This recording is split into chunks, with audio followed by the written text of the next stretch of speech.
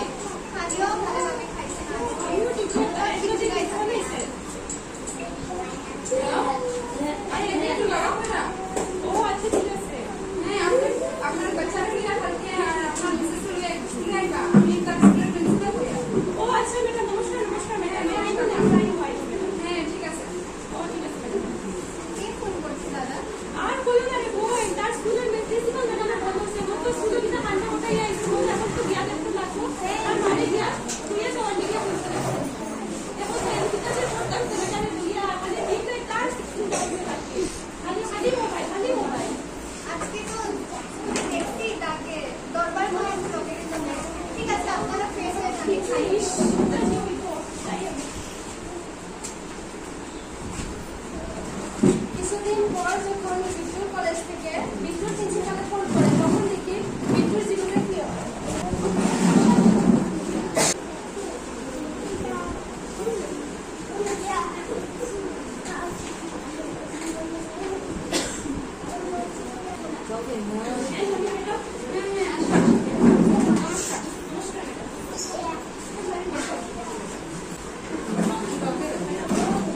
আপনারা আমি ফোন করছি আপনার বাচ্চার বিষয়ে একটু কথা বলতে লাগে আমার।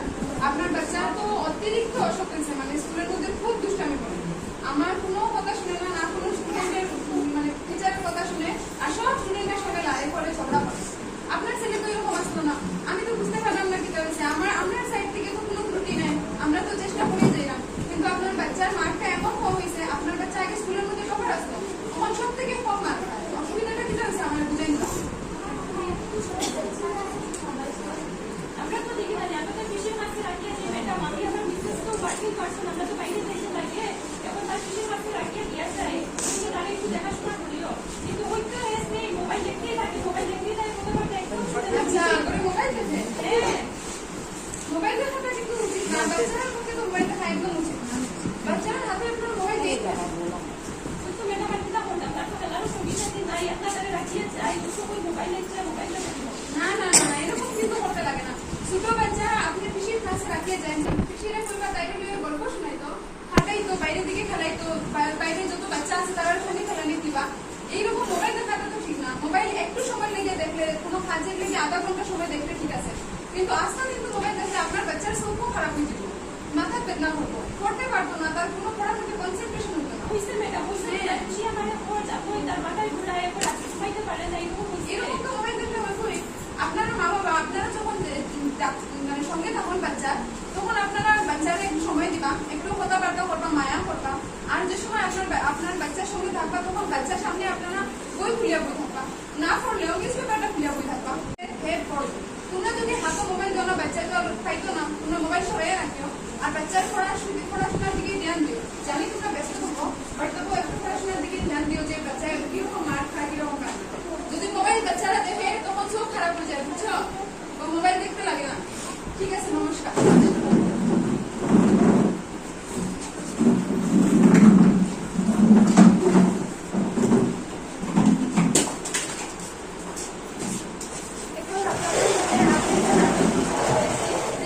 নাটকটার মেন উদ্দেশ্য হলো, এই নাটকটার মুখ্য উদ্দেশ্য হয়েছে মানসিক রোগের অন্ধবিশ্বাস। কারণ সমাজে এমন কোনো জায়গা বা মানুষ আছে, যখন পরিবারে এই মানসিক রোগটা দেখা যায়, তখন তারা ভুল বা কালা জাদু মনে করে এবং তাকে ডক্টরের কাছে না নিয়ে অনেক প্রচুর টাকা খরচ করে তাকে তারা তান্ত্রিক বাবার কাছে নিয়ে যায়। তো এই নাটকের মাধ্যমে আমরা দেখবো যে যখন সঞ্জয়ের পত্নীর এই রোগটা হয়েছিল, মানে মানসিক রোগটা হয়েছিল, তখন তারা কি কি করেছিল। আসুন আমরা সবাই মিলে এই নাটকটা উপভোগ করি।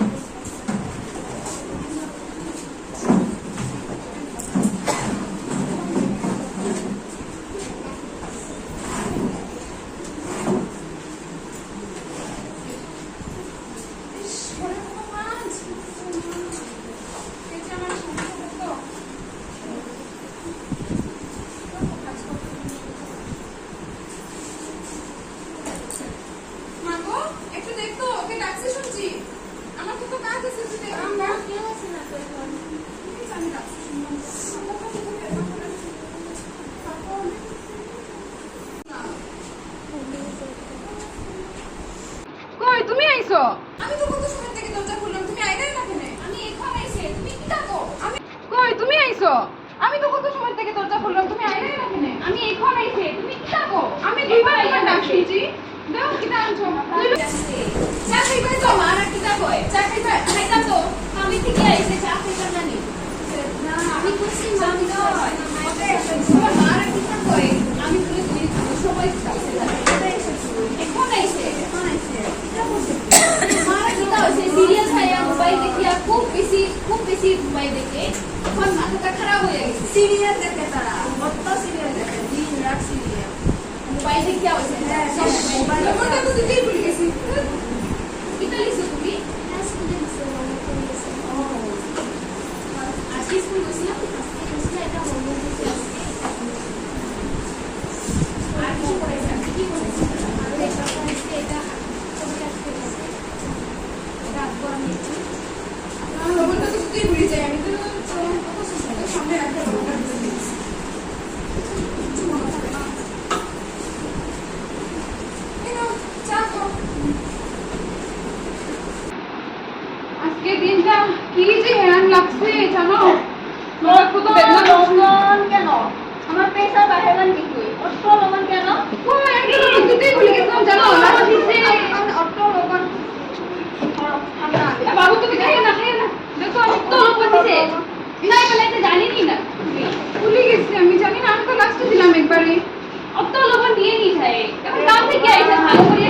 নিজে বানাইয়া খাইও যদি বানাইও না মা বানাইও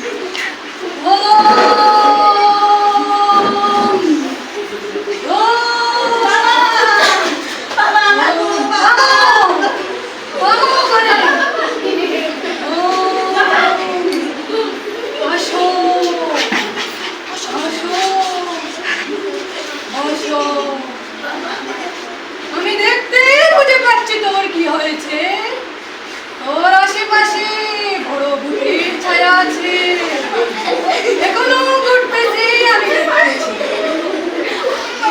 এটার কারণে তোমরা আমাকে দক্ষিণা দিতে হবে তবে আমি এটা ঠিক করে দেবো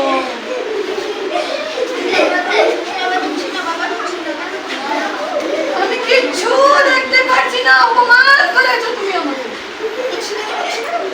আরো দেও আমাকে আরো লাগবে দক্ষিণা এখন আমি দেখতে পাচ্ছি মা এখানে এসো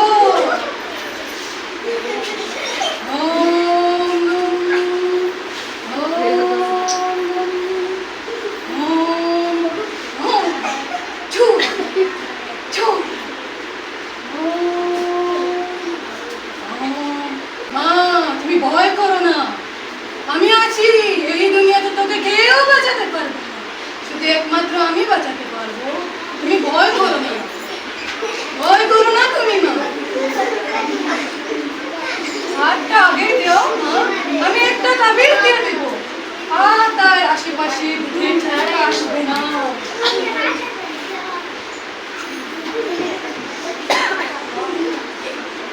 এই তাবিজটা ওই ভূতটাকে মেরে ফেলবে আশেপাশে আসতে দেবে না কখনো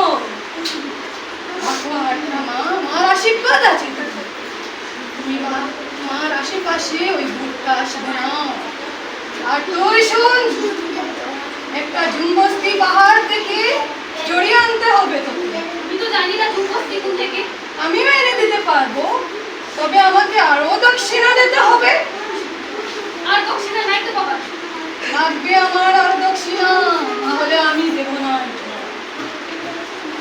তোমরা চাহলে শোনা যায় নাও দিতে পারো আমার ঠিক আছে আমি এখন এনে দেব মা আশীর্বাদ আছে তোমার কিচ্ছু হবে না ভূতটা তোমাকে আর ধরবে তোমরা বাবা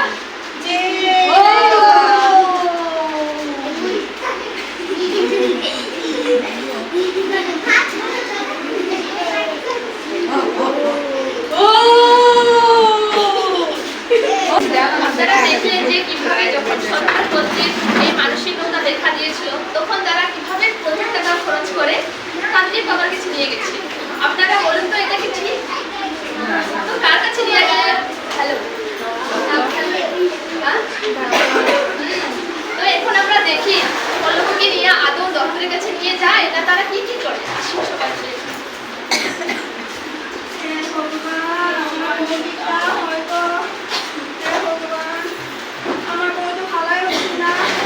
এখনো ডরায় মানুষ দেখলে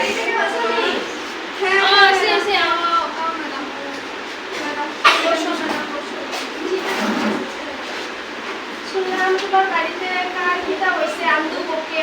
দেখে বুঝছেনি হ্যাঁ ম্যাডাম আমার ভুল ম্যাডাম কত দিন থেকে হয়েছে ম্যাডাম বাবার কাছে আমি আগে এসে ভালোই হয়েছি না কিন্তু হবো এখন কত পয়সা খরচা করছে তোমরা কে কইছে বাবার কাছে লয়ে যাইতে তোমরা জানো নি কিছু কার কাছে লয়ে যাইতে লাগে হ্যাঁ ম্যাডাম আমি ভাবছি যে হ্যাঁ ম্যাডাম এখন রোগীটা কই আছে তখন রোগীটার ভিতরে এসে মানুষ দেখলে খুব ডরায় আমরা পূজা করি কিছু দেখে আর খুব দেখি আর খুব ডরায় ও ঠিক আছে আমি তোমাদের একটা কথা বলছি চিন্তা করিও না হ্যাঁ ভালো হবে তো আমার জানি একটা ছেলেকে ডক্টর আছে ভালো ডক্টর তার মানে এগুলো ব্যাপারে শিখতে পারে এখন তার কিটা হইছে ডক্টরের কাছে লইলে তো বুঝতাম না তো আগে ডক্টরের কাছে লই আসো এই ম্যাডাম থ্যাংক ইউ ম্যাডাম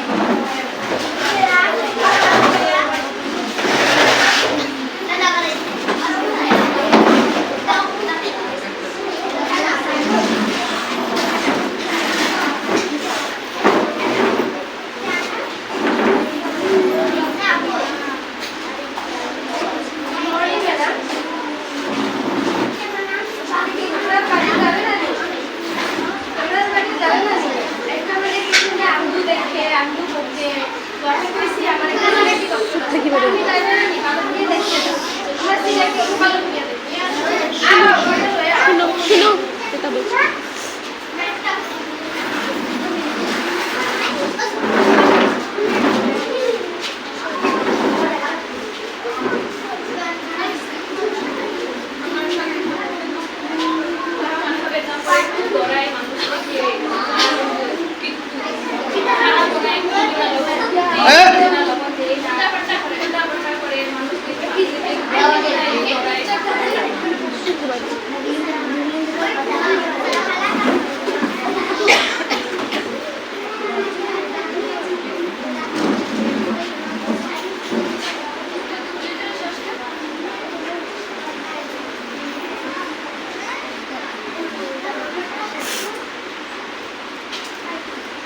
সুখটা দেখি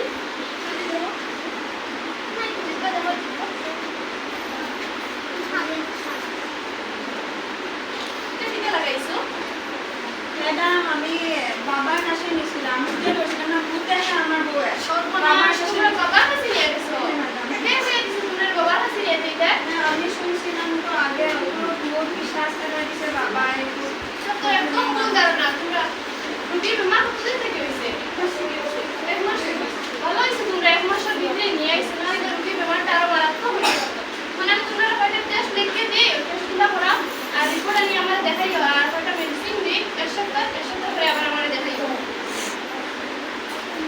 ঠিক আছে মানে তোমরা মেডিসিনগুলো খাওয়াইও ভালো হইবনি ভালো আসবে না আসলে তোমরা মেডিসিনগুলো খাওয়াইও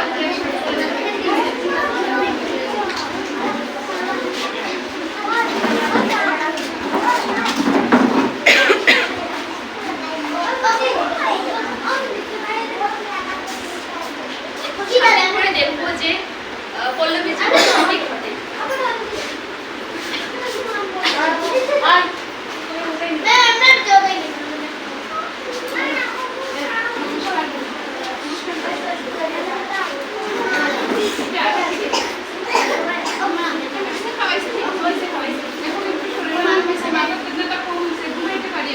এখন আগে থেকে বহুত ভালো আছে না তো ঠিক হইছে আর তোমরা শুনো এরকম যদি কোনো ধরনের মা করে বা মানুষের সাথে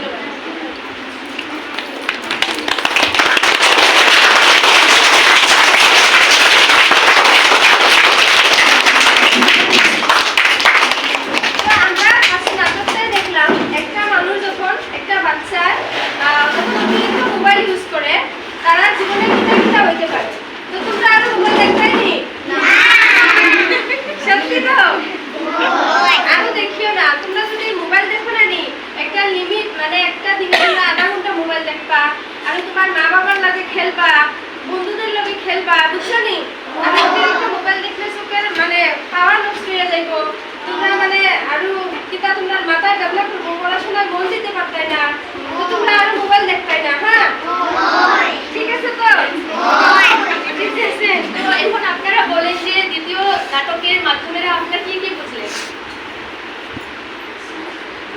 তো আমরা এই দ্বিতীয় নাটকের মাধ্যমে আমরা এটাই বুঝলাম যে যখন আমাদের সমাজে এই মানসিক রোগটা দেখা দেয় তখন তারাকে হাসি ঠাট্টা না করে বা তারা যত মনে না করে বা পাগল ঠাট্টা করতে লাগে না, আমাদের উচিত তাকে ডক্টরের কাছে নেওয়া যাওয়া, কিন্তু তান্ত্রিক বাবার কাছে নেওয়া যে উচিত না, কারণ এই মানসিক রোগটা মারাত্মক হতে পারে বা ক্ষতিকারক হতে পারে। তো পরবর্তী সময় যাতে এসব রোগ যদি কোনোদিন দেখা দেয় তাদের প্রতি আপনারা সবাই সচেতন থাকেন, তার জন্য আমরা সবাই মিলে অনুরোধ রাখলাম। আমি শোনো না আজকে কত তারিখ ও Happy Children's Day!